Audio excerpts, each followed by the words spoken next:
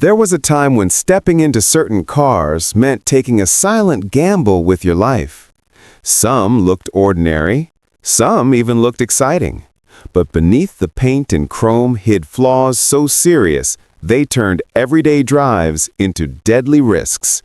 From unstable frames to explosive fuel systems to designs that simply defied basic safety, these machines earned reputations not through legend, but through tragedy. Here are the 12 worst cars that ended up hurting and even killing far too many people. The 1957 Trabant P50 stands today as one of the clearest, almost haunting reminders of what automotive engineering looked like when politics, scarcity, and survival overshadowed safety and innovation. To someone encountering it for the first time, the P50 might appear almost toy-like, with its tiny footprint, its cheerful little body panels, and its simple mechanical layout. But beneath that modest charm was a level of vulnerability that shocked Western journalists and terrified anyone who experienced a serious crash. The Trabant P50 was the product of an era defined not by technological ambition, but by necessity. Built in a country where steel was scarce, time was tight, and options were few, its design became an unintentional symbol of fragile optimism held together with compromises. The most infamous of those compromises was its body. Instead of steel, the Trabant used duroplast, a mixture of recycled cotton fibers and phenolic resin that formed rigid but brittle panels. Duroplast didn't rust, which was useful for long-term ownership, but it also didn't offer any real protection. In accidents, the material tended to crack, snap, or shatter rather than deform in a controlled way. Western engineers who examined the P50 after reunification compared the experience of crashing one to sitting inside an eggshell during a hammer strike. Survivors of high-speed collisions described the cabin collapsing like cardboard, with doors folding inward and the roof buckling almost instantly. Some owners recalled that even a low-speed fender bender could leave the front of the car looking as though it had been stepped on by a giant boot. The two-stroke engine added its own set of dangers and difficulties. Producing barely enough power to keep up with modern traffic, the 18-horsepower unit required a premix of oil and fuel that smoked heavily and fouled spark plugs. When pushed hard, the engine produced a constant haze behind the car, a blue fog that followed the P50 like an unshakable ghost. Drivers joked that the smoke cloud was the Trabant's only real safety system because it encouraged other motorists to keep their distance. But beneath the humor was a grim reality. The car struggled painfully on hills, bogged down when loaded with passengers, and generally lacked the acceleration needed to escape danger. Dangerous merges, slow lane changes, and desperate full-throttle attempts to climb a simple grade were all part of daily life. Handling didn't improve the situation. The narrow track, soft suspension, and crude steering geometry made the P50 feel nervous at speeds above 50. Crosswinds pushed it violently across lanes. Emergency maneuvers, swerves, sudden braking, or evasive turns often produced body rolls so dramatic that passengers instinctively grabbed anything within their reach. Drivers in the 1960s recalled that even changing lanes on the Autobahn required a kind of ritual preparation, as if planning a small adventure rather than a simple steering input. Braking performance was equally primitive. The drum brakes faded quickly under repeated use, and in wet conditions they offered little confidence. Many East German families remember driving at night with their windows down just so they could hear approaching traffic, knowing that visibility, acceleration, and braking were all deeply compromised. Inside the car, the story was no more reassuring. The cabin was built to a strict philosophy of extreme minimalism. Thin seats, bare metal surfaces, and almost no padding meant that even small collisions translated violently into the occupants' bodies.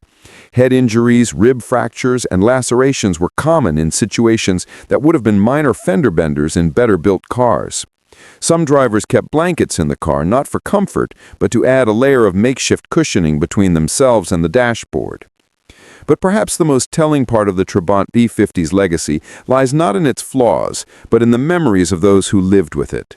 Many owners recall the car with a strange mixture of affection and resignation. They understood its weaknesses intimately. They knew its rattles, its shivers, the smell of burning oil after a long climb, the way the doors needed a special combination of force and finesse to latch. One former driver remembered that you did not drive a Trabant, you negotiated with it. When accidents happened, the fragility of the machine became undeniable. Survivors described the way the P50 seemed to dissolve around them, as though the vehicle itself fled the scene of the crash and left them exposed to whatever forces remained. In the decades since its introduction, the Trabant P50 has become an unexpected cultural icon. To some, it is charming. To others, it is a rolling symbol of a system that accepted danger as an unavoidable fact of life. What cannot be denied is that the P50 captured a moment in history when people made do with what they had, even when what they had offered almost no protection at all. It stands today not simply as a quirky relic, but as a testament to the risks millions of drivers unknowingly faced. It is remembered not for its speed or engineering achievements, but for its stark reminder that a car can be beloved and belovedly dangerous, a contradiction woven into the very fabric of its duroplast. The 1973 to 1977 Fiat 126 is a car remembered with an almost surreal mixture of affection, fear, and disbelief. At first glance, it looked harmless, even cute, with its upright stance, round headlights, and endearing simplicity. But underneath that friendly face lived one of the most anxious driving experiences ever offered to the European public. The Fiat 126 was born as the successor to the legendary Fiat 500, meant to bring millions of families into basic automotive mobility. Yet for all its charm, it carried engineering compromises that made it feel, at speed, like a creature constantly on the edge of panic. The layout was already a warning, a tiny rear-mounted engine perched over a minuscule wheelbase. This setup gave the 126 a personality that shifted depending on the road, the weather, and even the mood of the driver. At low speeds, it felt nimble, eager, almost playful, darting through tight alleys like a mechanical terrier. But as soon as the scenery began to blur, everything changed. The short wheelbase, narrow track, tall roofline, and rear weight bias created a cocktail of instability that only grew more dramatic the faster the car went. Many drivers recalled a specific moment in their 126 ownership, the first time they dared to push past 70 kilometers per hour and suddenly felt the entire car tremble with an almost sentient nervousness. One owner described it as driving a cardboard box in a hurricane. Strong crosswinds were especially terrifying. Even a modest gust could shove the little Fiat sideways, making the driver instinctively grip the wheel with both hands, as if holding onto a kite string in a storm. On long bridges or exposed rural highways, the car developed a kind of rhythmic sway, a gentle rocking at first, followed by sharper tilts that made passengers fall silent and glance toward the nearest ditch. Some owners joked that the 126 didn't react to wind, it negotiated with it, swaying back and forth like a thin tree trunk refusing to snap. Others were less amused. Stories circulated about drivers slowing to a crawl on windy days because the car simply refused to travel in a straight line. Emergency maneuvers were perhaps the greatest danger. Quick lane changes or sudden corrections could unsettle the light body and cause the rear end to swing out abruptly. Because so much weight sat behind the rear axle, once the 126 began to rotate, it often spun faster than drivers could react. On wet roads, the tail could break loose with almost no warning. Rollovers were not rare, especially when one wheel clipped a curb during a swerve.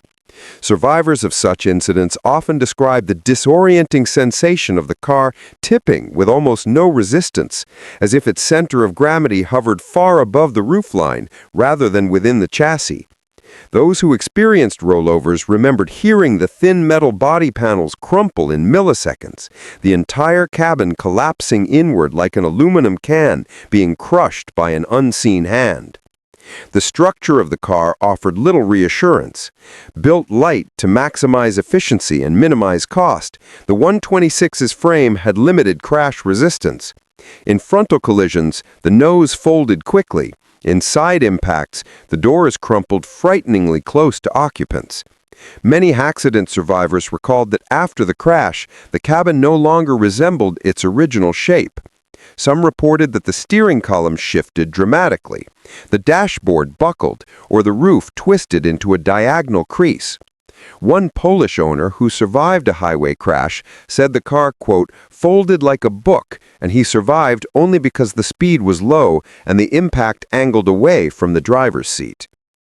And yet, despite all this, the Fiat 126 became a beloved icon across Eastern and Central Europe. In Poland, where it was produced under license at FSM, the car affectionately earned the nickname Maluch, which means the little one. Families trusted it because they had no alternative. Young drivers adored it because it represented freedom. Mechanics appreciated its simplicity, even though simplicity came with risk. That very accessibility made its dangers more pronounced.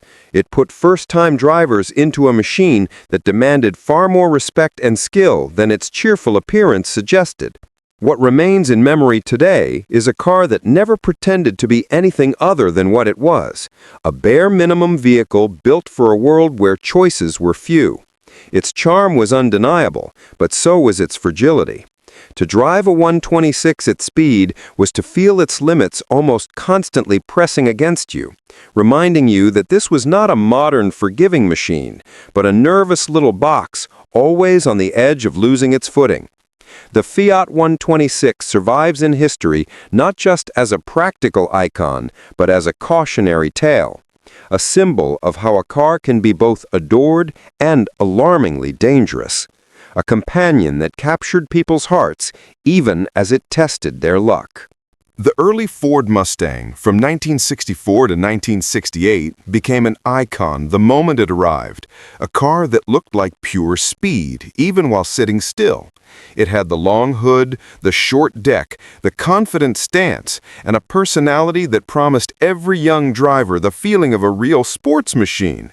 But beneath that bold exterior, the basic early models hit a set of compromises that made them far more dangerous than most buyers realized. These first Mustangs were built quickly and economically, using much of the Ford Falcon's humble architecture. The stiff front suspension that Ford added to create a sense of performance didn't harmonize with the rest of the chassis, and the narrow tires were simply not up to the task of managing the car's weight distribution or power delivery. What resulted was a vehicle with handling characteristics that could turn from mild to catastrophic in a heartbeat. Owners often describe the early Mustang's behavior as deceptive. In day-to-day cruising, it felt stable enough, giving the impression that it could be pushed harder. But the moment a driver attempted fast cornering, the car's weaknesses revealed themselves. The front end would push outward stubbornly, refusing to grip the pavement, and drivers would turn the wheel more and more, only to feel the Mustang sliding wide. This heavy understeer felt unsettling but manageable, until the car suddenly transitioned into oversteer, the rear breaking loose with almost no warning. The combination of a light rear end, uneven weight distribution, and outdated suspension geometry meant that once the back stepped out, it often did so violently, snapping the car sideways faster than most drivers could react. Road tests from the era, written with a mixture of enthusiasm and alarm, described the Mustang as a car that demanded constant respect. Testers noted that it felt confident only until the driver asked too much from it. Then the Mustang turned unpredictable. On wet or uneven surfaces, this unpredictability doubled. The live rear axle, not well controlled by the basic suspension, bounced over mid-corner bumps and sent the tire skipping across the pavement. On slick roads, the rear end wiggled constantly, reacting to throttle changes and small steering inputs with exaggerated responses. Even seasoned drivers found themselves correcting the car more often than they liked, especially at highway speeds. There were countless stories from the late 1960s of young Mustang owners losing control in completely ordinary situations.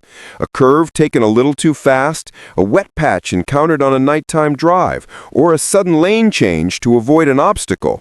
These were the moments when the Mustang's handling flaws transformed from quirks into real dangers. Police reports commonly listed single-car accidents where the Mustang had spun out, hit a tree backward, or skidded off the road into a ditch. More troubling were the rollover incidents, often caused by abrupt steering corrections that lifted weight off the rear axle and sent the car flipping. One highway patrol officer from the era recalled that the Mustang looked fast but behaved like a nervous colt, strong but twitchy, quick to panic, and impossible to calm once it started bucking. Owners themselves shared vivid memories of how easily the Mustang could get out of shape. One driver remembered exiting a highway ramp on a drizzly evening, feeling the car grip one moment and then suddenly pivot sideways as if the back wheels had vanished. Another recalled the way the Mustang reacted when a dog ran across the road. A sharp turn of the wheel led to an instant fishtail, and the driver found himself spinning across both lanes before coming to rest facing traffic. These were not stories of wild driving or reckless speeding. They were stories of ordinary moments that went wrong because the car's handling margin was so slim. Part of the Mustang's danger came from its enormous popularity. It attracted young, inexperienced drivers who had never owned a high-powered or sporty car before. The styling suggested speed and control, encouraging drivers to push harder than they should, while the mechanical reality lagged far behind the promise. Without modern safety systems, no ABS, no traction control, no stability control, the early Mustang offered no electronic help when its behavior turned unpredictable. Once things went wrong, the driver was on their own. Even today, enthusiasts treasure those early Mustangs for their design, sound, and emotional pull. But surviving owners and period testers remember them differently. Cars with a beautiful shape and a treacherous personality. Machines that could thrill on a straight road, but punish a single misjudgment in a corner. The early Mustang didn't merely fail to live up to its sporty image, it created a sense of confidence that the chassis simply couldn't handle, making it one of the most dangerously misleading American cars of its era. The Subaru 360, sold in the United States from 1970 to 1972, was a car born from a completely different world. A machine designed for Japan's dense cities and gentle suburban streets, suddenly thrown into the harsh, fast-moving environment of American highways. In Japan, it had been quirky, cheerful, and practical. In the United States, it became something else entirely. A symbol of how badly a perfectly reasonable idea can fail when dropped into the wrong landscape. To American journalists, the 360 was not merely slow or outdated, it was dangerously mismatched to the country's roads, traffic speeds, and collision standards. Almost from its arrival, it found itself overwhelmed, outclassed, and painfully exposed. The car's biggest flaw was its lack of power, and this was no mere inconvenience. The Subaru 360's tiny 356cc two-stroke engine could barely push the car past 50 miles per hour, even under ideal conditions. Owners recalled that even slight hills forced the car down to 35 or 40 miles per hour, the engine buzzing frantically as if begging for mercy. On long suburban roads, it was already struggling. On open highways, it was completely out of its depth. Merging became a ritual of fear, a moment when owners watched traffic approaching at twice their speed and prayed for a wide enough gap to sneak into. Many described near misses where they attempted to accelerate, only to feel the car run out of breath while the oncoming flow thundered toward them. Some drivers simply avoided highways altogether, admitting that the 360 was so slow that using freeways felt like willingly stepping into danger. The braking performance was equally troubling, and it became obvious even to casual drivers that the Subaru 360's stopping ability was inadequate for American traffic. Drum brakes on all four wheels faded quickly and required careful anticipation. One owner commented that you had to start braking yesterday to stop safely in modern traffic. In emergency situations, the brakes often felt vague and unresponsive, leading to frightening moments where the car continued moving forward long after the driver had fully pressed the pedal. In rainy weather, the already weak braking distances grew even longer, and drivers recalled skids that seemed to last forever as the car's narrow tires lost their grip. The mismatch between the car's braking ability and the traffic around it created constant hazards. What felt merely slow in Japan became truly dangerous in a country where even ordinary sedans could accelerate and stop far more quickly. But the worst revelations came from crash tests. When the United States National Highway Traffic Safety Administration evaluated the Subaru 360, the results were catastrophic. Even low-speed impacts caused severe cabin deformation. The front end folded like thin cardboard, floorboards buckled upward, and the steering column was often forced dangerously close to the driver. Side impacts were no better, with the door structures offering almost no real protection. The 360's body was extraordinarily light and thin. Its low weight had been a selling point in Japan, but in the United States, it meant the car provided almost no structural survival space. Testers concluded plainly that the vehicle had failed to meet even minimal standards. One journalist described the crash results as the automotive equivalent of a paper cup hitting a brick wall. People who drove the Subaru 360 on American roads didn't need to see the crash data to know how vulnerable they were. They felt it every time a pickup truck thundered past, the wind pressure so strong that it physically shook the 360's entire body. Owners told stories of driving on two-lane roads and watching large vehicles suck them sideways toward the center line or push them toward the shoulder as they passed. One particularly vivid account came from a driver who said that whenever semi-trucks overtook him on the freeway, the Subaru swayed so violently that the rear-view mirror blurred and the whole car felt like it might tip over. Another owner recalled the unsettling feeling of hearing the car's thin metal panels flexing when overtaken by higher-speed traffic, as if the body were being crumpled by invisible hands. The car's tiny size and weak acceleration produced a long list of frightening experiences for everyday drivers. Attempting to pull out from a side street into a busy road required near-perfect timing.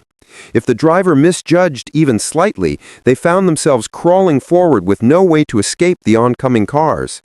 Rural owners described situations where they tried to climb hills while pickup trucks piled up behind them, honking and swerving angrily.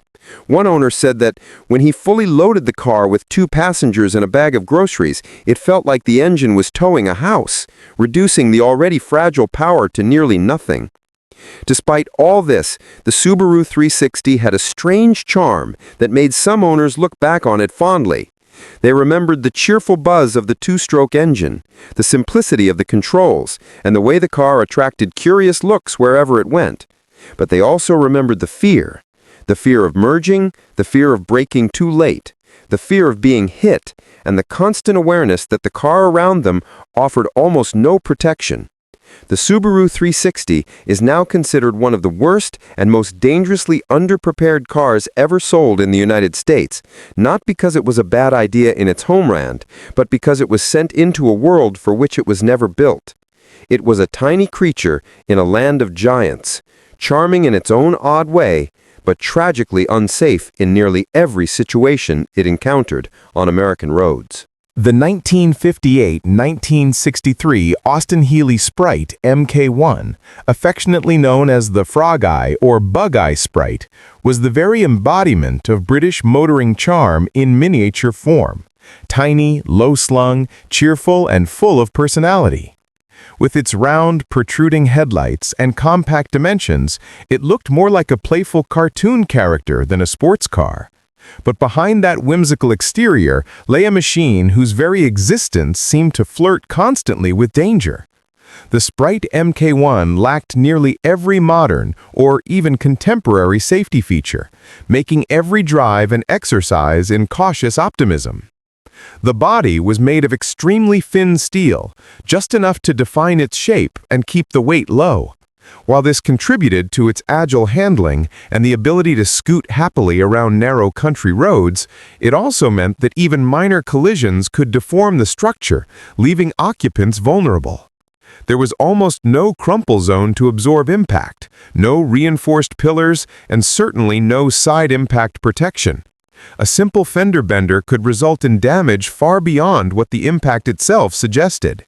And the low weight of the car meant that any small bump could send it spinning unpredictably, particularly if the driver was inexperienced or the road surface slick.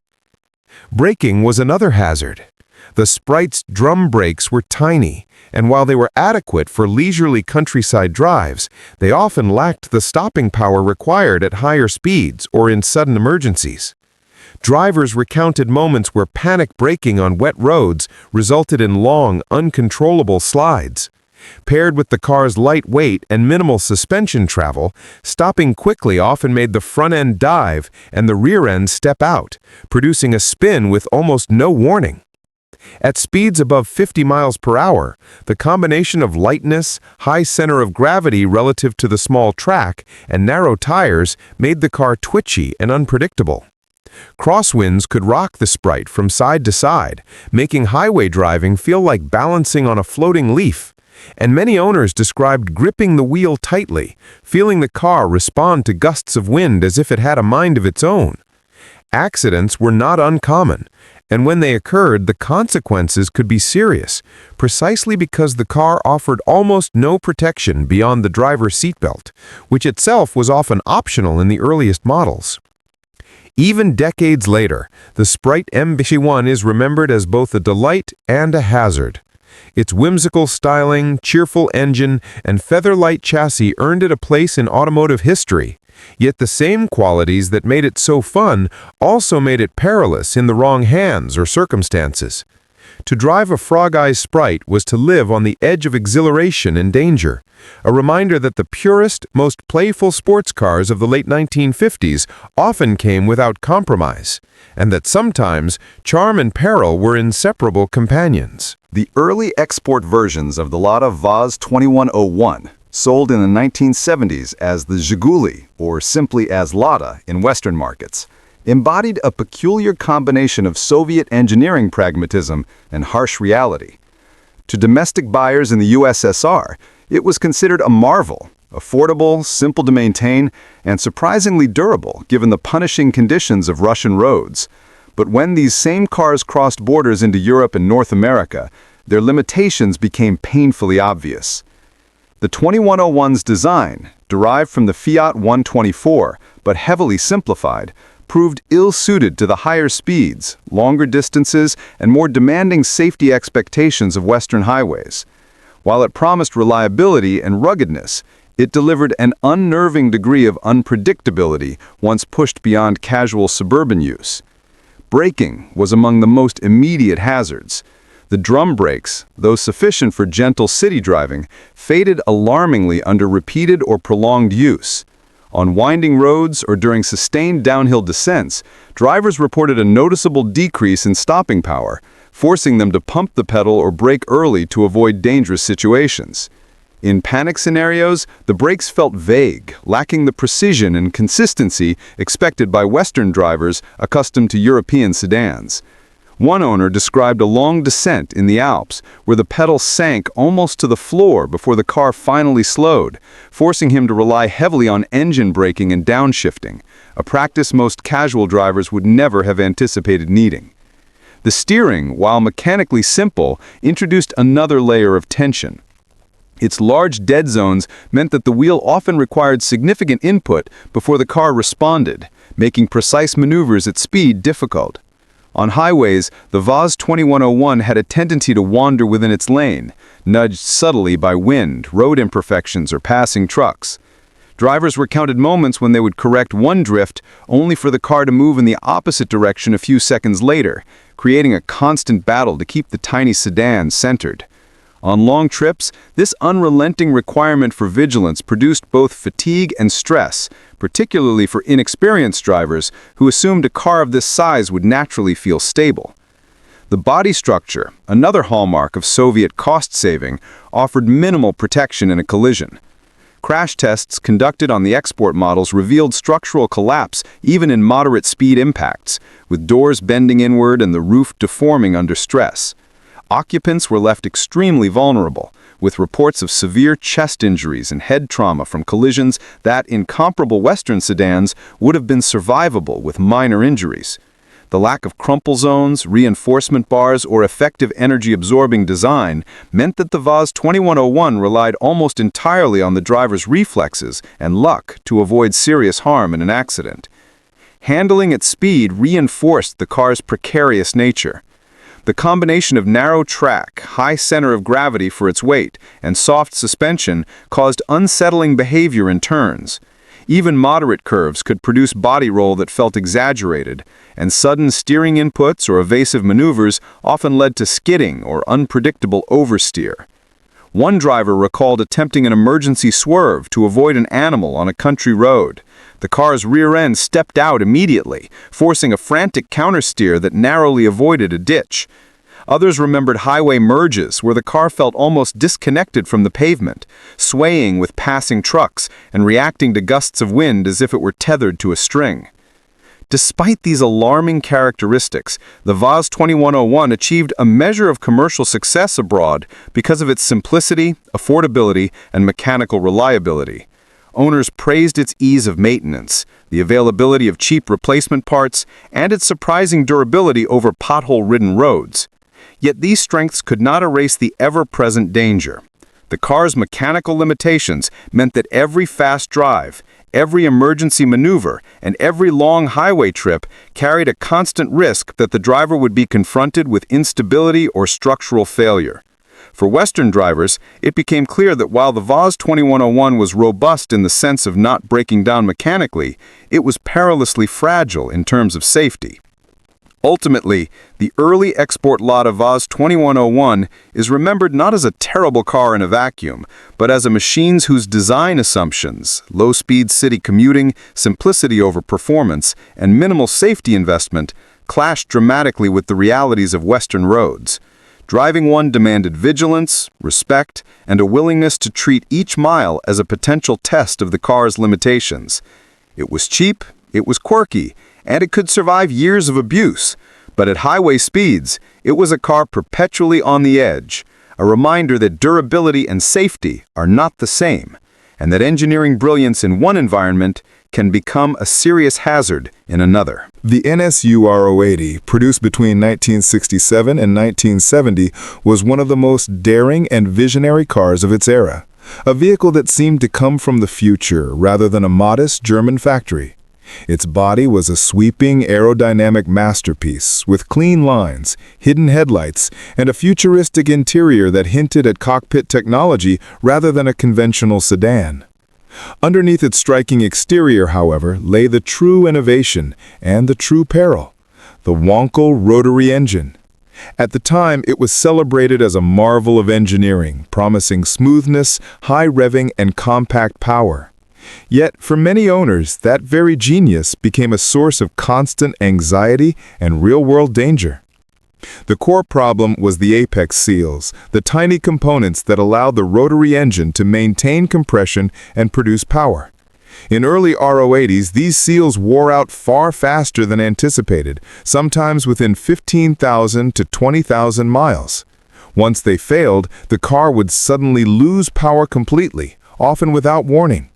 Drivers reported terrifying situations, attempting to merge onto a highway or climb a hill only to find the engine suddenly limp, the car rolling back or struggling to maintain speed in the middle of fast-moving traffic. Some described being stranded at the top of steep inclines, helpless as other vehicles approached, while others lost power mid-intersection, the engine sputtering and stalling with alarming immediacy. Unlike conventional piston engines, which typically provide some warning signs before catastrophic failure, the rotary could fail in a nearly instantaneous manner, giving drivers almost no time to react.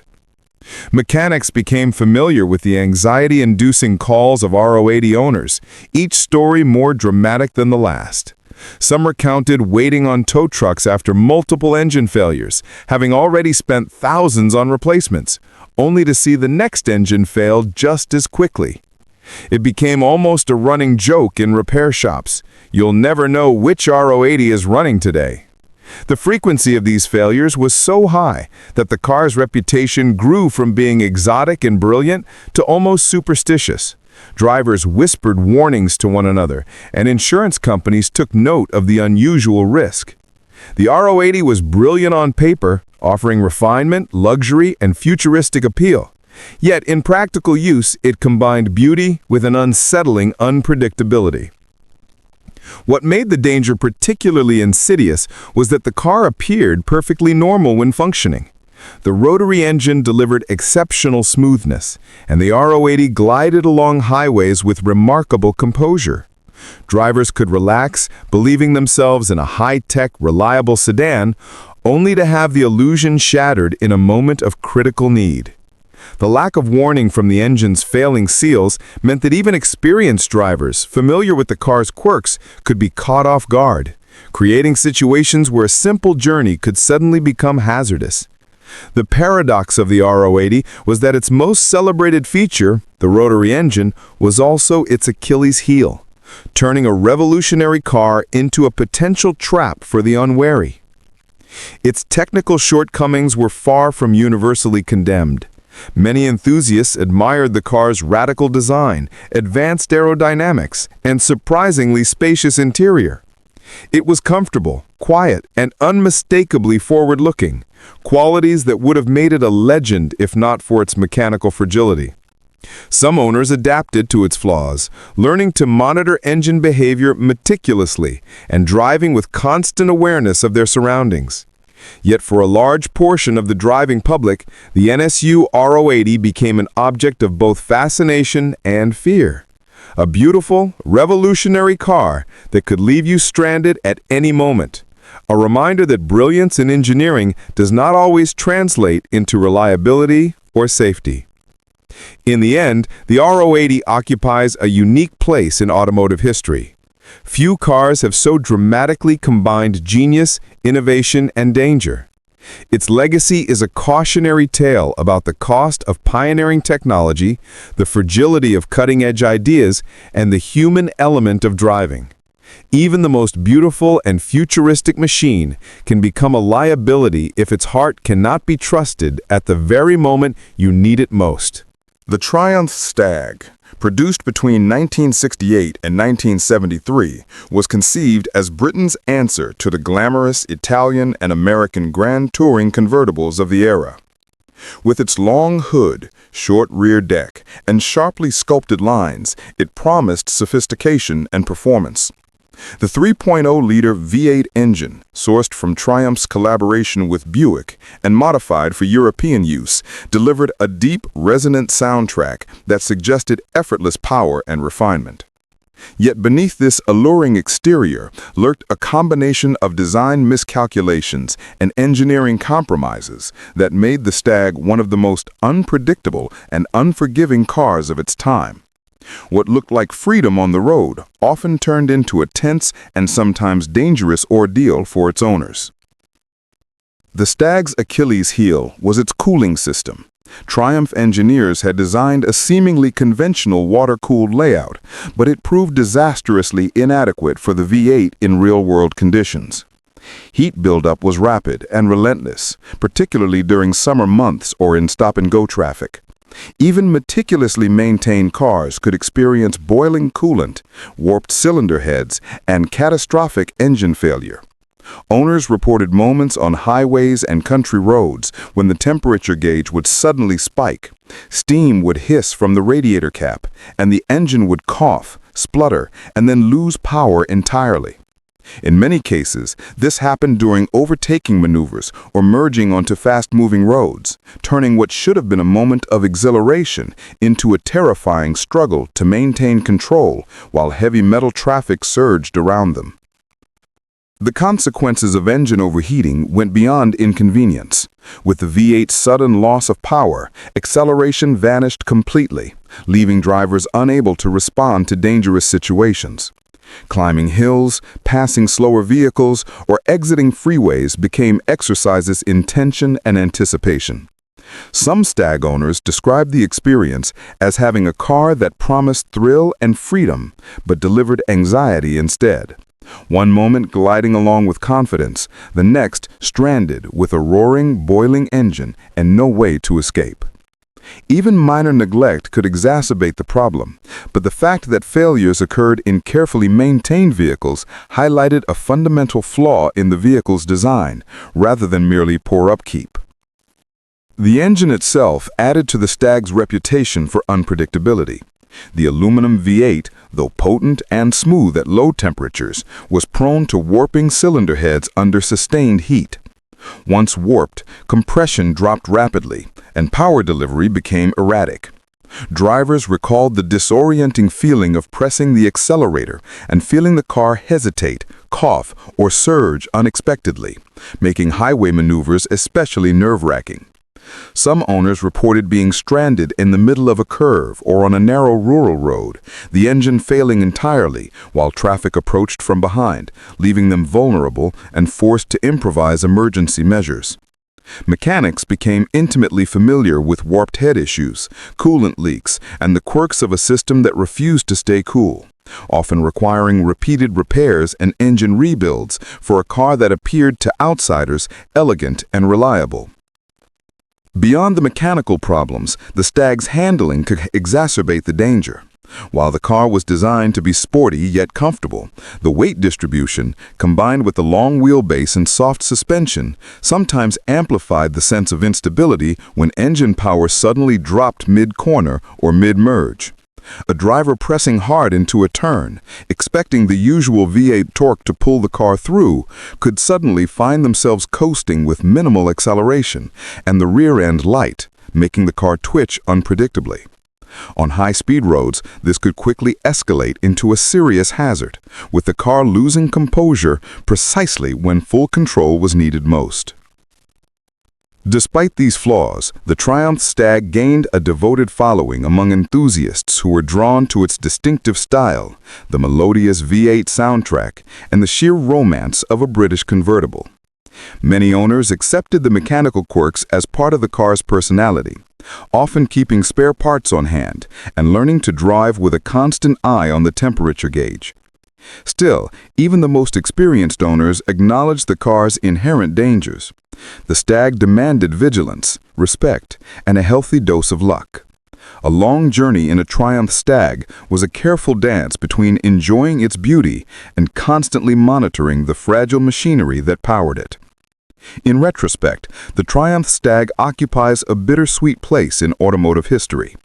It was a car of aspiration, designed to capture the glamour of continental motoring while delivering British engineering flair. Yet it also became a cautionary tale, a vehicle that offered style, power, and the thrill of open-top driving, but could betray its driver without warning. The Stag remains a symbol of how brilliant design and visual appeal can coexist uneasily with flawed engineering, producing a car that looked like freedom, but in practice often drove like a trap waiting to spring. The 1966-1970 Dodge Charger arrived as a bold statement of American muscle car ambition. Long, low, and wide, with sweeping fastback lines that seemed to cut through the air even while standing still. Its styling captured attention instantly, promising speed, aggression, and a commanding presence on the highway. Under the hood, powerful V8 engines delivered brute force capable of hurling the car down roads with breathtaking acceleration. Yet the very design that made the Charger visually mesmerizing concealed a hidden danger. Its aerodynamics and suspension geometry often betrayed its drivers at higher speeds, turning an icon of performance into a potentially treacherous companion. The early Charger's long, protruding nose, while dramatic and handsome, acted counterintuitively at speed. Rather than pressing the front wheels onto the pavement to improve grip, it created lift, reducing traction and destabilizing the car during fast cruising. Coupled with the rear suspension setup that struggled to cope with the weight and power of the V8 engines, the car became increasingly unpredictable above roughly 90 miles per hour. Drivers described a sensation of floating, as if the Charger were gliding on water rather than gripping the tarmac. Even small imperfections in the road, such as seams, potholes, or uneven asphalt, could provoke unsettling movements. The rear end would twitch, squat, or step out unexpectedly, forcing frantic steering corrections to maintain the lane. Crosswinds amplified the instability, sometimes making it feel as though the car could drift sideways with minimal provocation. Emergency maneuvers highlighted the danger even further. Police departments and automotive journalists who tested early Chargers found that sudden lane changes, hard braking while turning, or evasive swerves often resulted in violent oversteer. The rear tires could swing out dramatically, leaving the driver struggling to countersteer while the massive car teetered on the edge of control. On some test runs, vehicles even completed full 360-degree spins, ending up facing the opposite direction on high-speed highways. While the Charger excelled in straight-line acceleration, its combination of long body, lifted nose, and insufficiently stiff rear suspension made high-speed cornering or sudden maneuvers a gamble, with the margin for error razor-thin. Owners who experienced these characteristics firsthand recounted moments of sheer panic and awe simultaneously.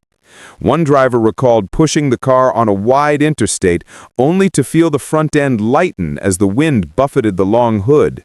A tiny touch of the wheel sent the rear end skittering across lanes, narrowly avoiding other vehicles.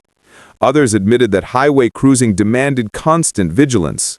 Even a minor gust from a passing semi-truck could provoke a sudden, terrifying swerve. The combination of raw engine power, alluring looks, and unstable high-speed behavior turned the Charger into a paradox, admired for its presence, yet feared for its manners. Despite, or perhaps because of these hazards, the Dodge Charger became an instant legend. Its daring fastback silhouette, powerful engine options, and menacing stance made it the muscle car of dreams for many, especially in an era that celebrated straight-line speed above all else. But those same traits also cultivated a reputation for danger among those who dared to explore its full potential. Driving a first-generation Charger required respect, experience, and nerves of steel. Those unprepared for its quirks could find themselves in situations that escalated from exhilarating to perilous in seconds. Over time, Dodge addressed some of the aerodynamic and suspension shortcomings, especially in later Charger models, but the early high-speed versions remain infamous. They stand as a stark reminder that visual appeal and raw horsepower, however intoxicating, do not automatically guarantee stability or safety. The 1966-1970 Charger is remembered today as an icon of American automotive design. Breathtaking in appearance, thrilling in acceleration, but a car whose beauty and menace were inseparably intertwined. To drive one fast was to flirt with danger, experiencing firsthand the thin line between controlled power and chaos, a line that the early Chargers balanced upon with thrilling, often terrifying delicacy. The Renault Dauphine, produced from 1959 to 1963, arrived as a symbol of post-war European optimism. Small, affordable, and brimming with charm. Its rounded lines, cheerful demeanor, and compact size made it immediately appealing to city dwellers and first-time car buyers. Yet behind this adorable facade lurked a series of flaws so severe that the Dauphine quickly gained a reputation as one of the most dangerously underpowered and poorly engineered small cars of its era, particularly when confronted with modern highways and traffic conditions. What seemed like a harmless little French commuter car could easily turn into a hazardous trap for the unwary. The engine was one of the first warnings. A modest 845cc unit produced just enough power for city driving, but at highway speeds it struggled mightily. Drivers attempting overtakes on faster roads often found themselves trapped in slow motion, creeping forward while heavier, faster cars approached from behind. The acceleration was sluggish, and any attempt to maintain a constant speed on inclines or with a passenger and luggage could push the little engine to its limits. Some owners recounted feeling the car labor painfully on gentle grades, hearing the engine strain audibly, and realizing that in an emergency, there was almost no margin for escape. The Dauphine's modest powertrain made highway driving less a matter of enjoyment and more a constant exercise in anticipation and caution. The braking system compounded the danger. Equipped with drum brakes that quickly overheated under repeated use, the Dauphine was prone to severe brake fade, especially on long descents or in stop-and-go traffic. Drivers described situations where descending a hill felt like a contest against gravity itself as the pedal grew soft and unresponsive. Even experienced motorists were forced to pump the brakes or rely heavily on engine braking, tactics unfamiliar to most owners of modern vehicles. One horror story involved a driver approaching a busy intersection only to feel the pedals sink almost to the floor, forcing a desperate swerve to avoid collision. In combination with the car's weak engine, brake fade turned routine driving into a high-stakes game where every second mattered.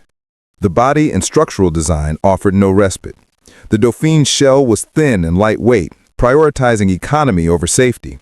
Minor collisions could twist the chassis, warp panels, or compromise the doors, leaving occupants shockingly vulnerable. Rust was a near-constant companion, attacking seams, sills, and wheel arches sometimes faster than the car could accelerate. Owners joked that the car aged visually faster than it accelerated mechanically, but the humor often masked real danger. Weakened metal could fail catastrophically in even modest impacts, exposing passengers to severe injury. Combined with the car's light weight and small footprint, this made the Dauphine startlingly unstable in crosswinds, particularly on elevated or exposed roadways. Drivers recounted moments when a gust from a truck would push the car sideways, forcing sudden steering corrections to avoid drifting into other lanes or off the pavement entirely. Despite these glaring safety flaws, the Dauphine initially sold well, lauded for its affordability, economy, and compact charm. For city streets and short commutes, it seemed almost perfect, nimble, easy to park, and cheap to maintain.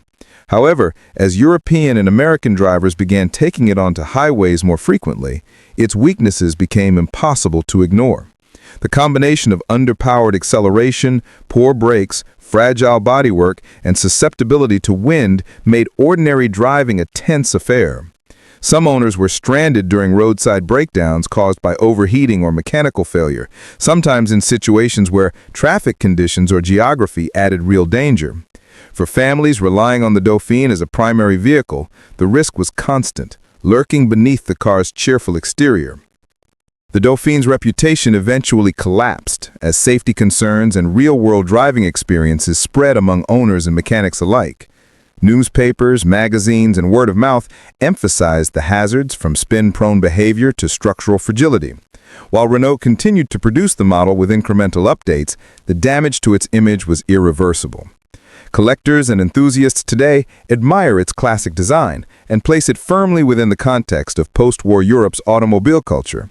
But few forget that the 1959 to 1963 Dauphine was a car whose charm and economy came at a tangible cost. Fragile engineering, underwhelming performance, and a level of danger that could turn a pleasant journey into a nerve-wracking ordeal in seconds. In the end, the Renault Dauphine stands as a cautionary example of the perils of prioritizing affordability and compact design over power, braking, and structural safety. It is remembered not only as a tiny symbol of French ingenuity, but also as a vehicle whose cheerful personality belied the very real risks it imposed on its drivers, especially on the fast-moving roads of the modern age. The Ford Pinto, produced from 1971 to 1977, remains one of the most notorious examples in automotive history of how corporate shortcuts and cost-cutting can have deadly consequences. At first glance, the Pinto seemed like a typical subcompact of its era, small, economical, and designed to compete with the rising wave of imported cars from Europe and Japan. It offered modest performance, easy handling in city traffic, and a cheerful, if unremarkable, exterior. Its compact size and affordability made it attractive to young drivers, families on a budget, and first-time car owners. But lurking behind its innocent appearance was a flaw so severe that it would come to define the Pinto's legacy: a dangerously positioned fuel tank that turned minor rear-end collisions into potential infernos. The Pinto's fuel tank was mounted between the rear axle and the bumper, separated only by a thin sheet of metal and minimal reinforcement. In low-speed impacts, the tank could puncture or rupture, spilling gasoline almost instantly. Because the rear crumple zone was essentially non-existent, collisions as slow as 20 to 30 miles per hour could lead to leaks, igniting sparks, and fiery explosions. Survivors recounted moments of sheer terror. One driver described feeling the impact of a tap from another vehicle, then seeing flames lick up the rear quarter panel within seconds. Passengers often had no time to react, and firefighters frequently described arriving on scenes where the car was already engulfed. The situation was compounded by the fact that rear-mounted fuel tanks were extremely close to the passenger compartment, increasing the risk of burn injuries even in collisions that, by modern standards, would be considered minor. What made the Pinto scandal particularly chilling were internal Ford documents released during lawsuits in the late 1970s. Cost-benefit analyses revealed that Ford engineers and executives had been aware of the risk for years, but had decided that the expense of redesigning the fuel system outweighed the projected costs of settlements for injuries and deaths. The calculations coldly quantified human lives as dollars, a revelation that shocked the public and cemented the Pinto as a symbol of corporate negligence. It was not just a flawed car, it was a case study in how economic incentives could override basic safety considerations.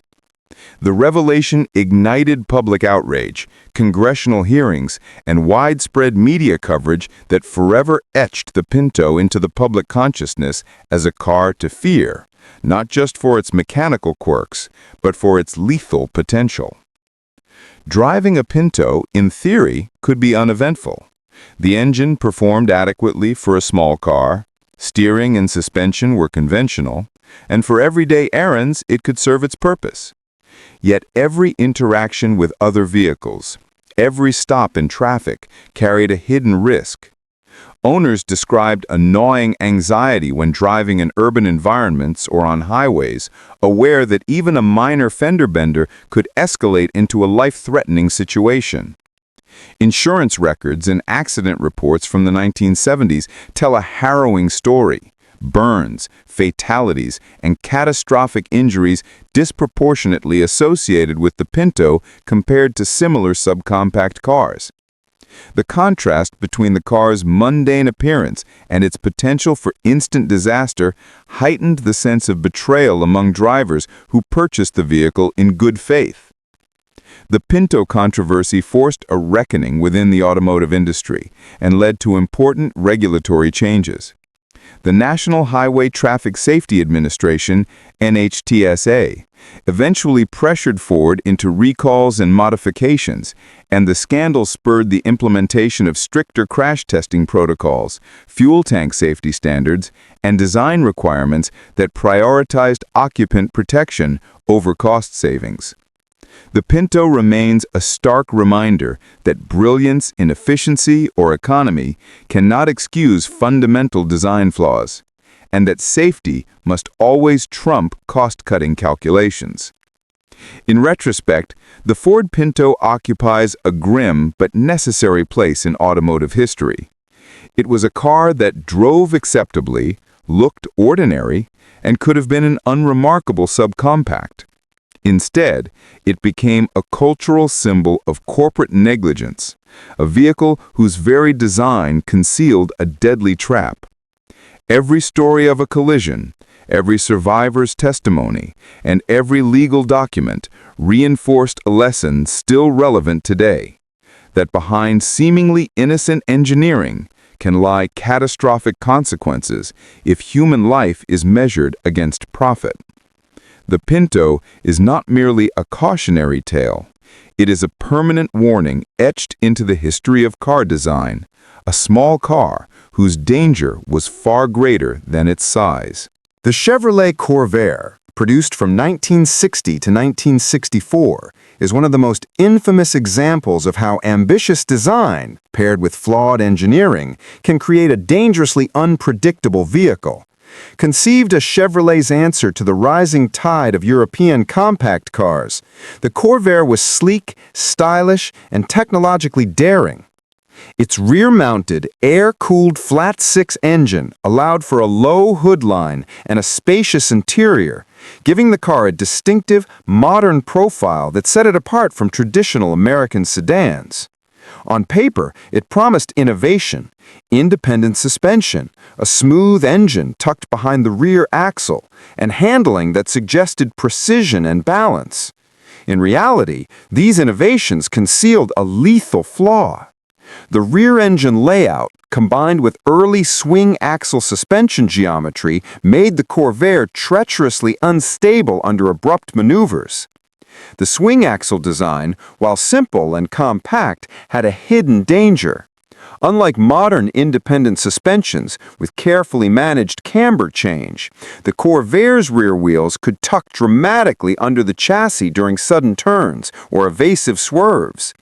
Drivers reported that the car felt serene and compliant in city driving, lulling them into a false sense of security, only to snap violently when a lane change or curve demanded more from the rear tires. Even slight overcorrection at moderate speeds could induce a rear-end tuck, sending the car spinning almost instantly.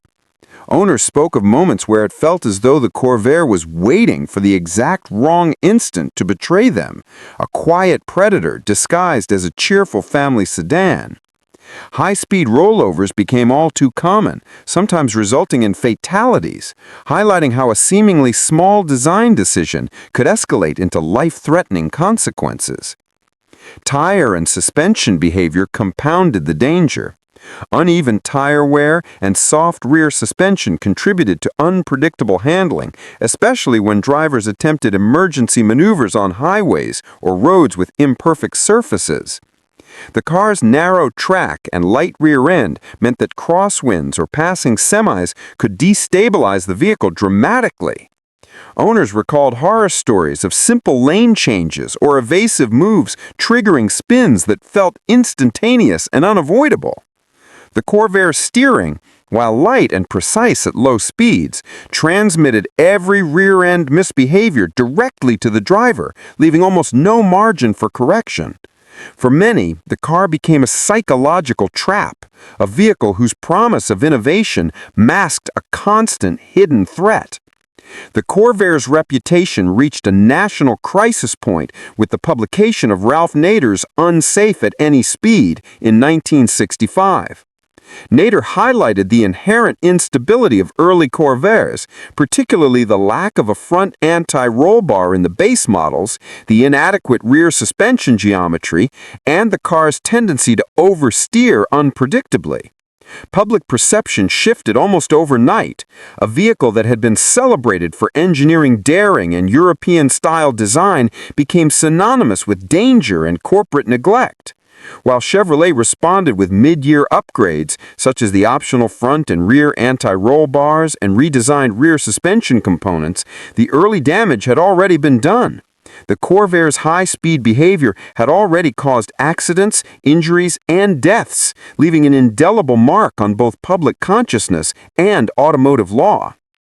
The tragedy of the Corvair lies in the fine line between innovation and recklessness. Chevrolet had created a car that was technically advanced and visually striking, yet a few critical decisions, suspension geometry, weight distribution, and optional stability components, turned it into a machine that could betray even careful and skilled drivers. The story of the Corvair served as a wake-up call for the entire automotive industry, accelerating the development of standardized safety testing, mandatory anti-roll bars, and more rigorous evaluation of handling under emergency conditions. For modern enthusiasts, the Corvair remains both a marvel and a warning. Its smooth, air-cooled engine, rear-engine packaging, and unique styling are still admired, but the memories of its unpredictable behavior linger as a cautionary tale.